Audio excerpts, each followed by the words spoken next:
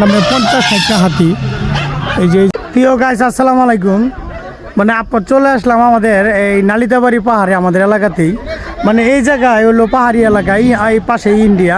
এই যে দেখেন যে মানে হাতি আইসে কতটুকু আমাদের কৃষকের ক্ষতি করছে। যে দেখেন মানে এই জায়গায় যে পরিস্থিতি, এই যে দেখেন হাতি, এই যে এই হাতি প্রায় মনে করেন আপনার 50-60টা হাতি।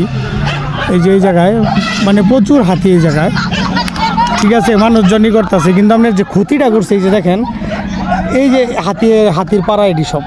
এই যে দেখেন ধান ক্ষেতটা মাত্র 3 দিন ধরে লাগাইছে, মানে বেশি দিন হয় নাই। এই হাতিটি কতটি হাতি, মানে এই হাতির জন্য এই জায়গার কৃষকরা ধান লাগাইতে পারতেছে না। মানে এই জায়গায় মানে পরিস্থিতিটা খুবই খারাপ। আর এই জায়গায় পিছনের পাহাড়টা অনেক সুন্দর।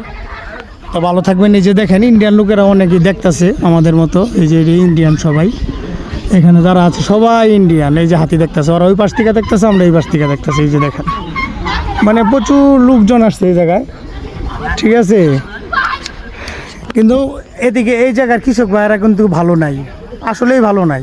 মানে দেখেন আপনার এই ক্ষেতটি মানে পুরা একবার আপনার খিচুড়ি বানায় লাইছে। এই জায়গায় কি ধান হইব না। এই যে এই দেখেন মানে হাতি আর হাতি। এই যে ইন্ডিয়ান লোক, বাংলাদেশি লোক, এই যে হাতি, ঠিক আছে। তো গাইজ ভালো থাকবেন, কেমন লাগলে কমেন্টে জানাবেন।